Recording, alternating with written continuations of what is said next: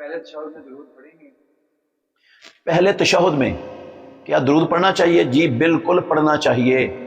رسول مکرم صلی اللہ علیہ وسلم سے پہلے تشہد میں بذات خود آپ سے درود پڑھنا ثابت ہے۔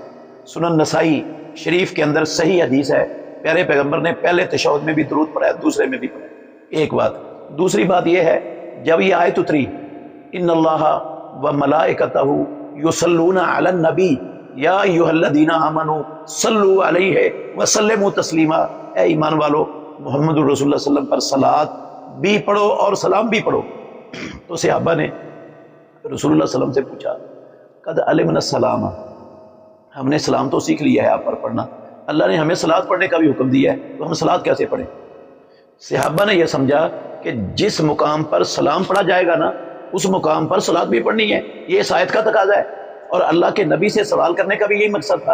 اور پیارے پیغمبر نے یہ نہیں کہا تم غلط سمجھے ہو، آپ نے ان کو کہا صلاۃ یہ پڑھو، اللہم صلی علی محمد وعلی آل محمد کما صلیت علی ابراہیم وعلی آل ابراہیم انک حمید مجید اللہم بارک علی محمد، یہ صلاۃ سکھائی رسول اللہ صلی اللہ علیہ وسلم نے۔ تو صحابہ نے جو سلام سیکھا ہوا تھا وہ کون سا تھا؟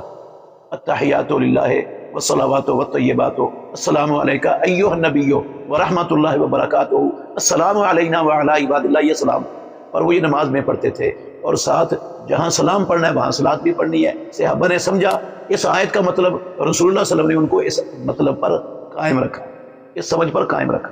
تیسری بات یہ ہے کہ پیارے پیغمبر کی سنت اور حدیث میں کوئی ایک روایت بھی ایسی نہیں ہے جس میں فرق کیا گیا ہو کہ پہلا تشہد صرف اتحیات تک پڑھنا ہے اور دوسرا تشہد دعا تک پڑھنا ہے، ایسی کوئی دلیل پیارے پیغمبر کی سنت اور حدیث میں سرے سے موجود ہی نہیں ہے۔ چوتھی بات یہ ہے کہ رسول مکرم صلی اللہ علیہ وسلم کا فرمان ہے، سنن ابو داؤد میں، بخاری میں بھی ہے، آپ نے فرمایا اذا تشہد احدکم فلیتخیر من الدعاء اعجبہ الیہ، جب تم میں سے کوئی بندہ تشہد بیٹھے تو جون سی دعا اس کو پسند ہے وہ اختیار کر لے۔ جب بھی تشہد بیٹھے، یہ پہلے تشہد کی بھی بات ہے، دوسرے تشہد کی بھی بات ہے، تو دعا اختیار کرے۔ کیا مطلب ہے اس کا؟ کہ دعا کا مقام ہوتا ہے درود کے بعد، اس کا مطلب ہے درود بھی پڑھے گا، دعا بھی پڑھے گا۔ پہلے تشہد میں بھی دعا پڑھنی چاہیے، دوسرے میں بھی دعا پڑھنی چاہیے، تو دعا تک ہیں دونوں تشہد۔ پہلے تشہد کو صرف اتحیات تک رکھنے کی کوئی دلیل کتاب و سنت میں موجود ہی نہیں ہے سرے سے۔ جب فرق ہی نہیں ہے، دلیل فرق کرنے والی دلیل ہی نہیں ہے، تو میں اور آپ تو ہم فرق نہیں کر سکتے کہ پہلا تشہد اتنا ہے اور دوسرا اتنا ہے۔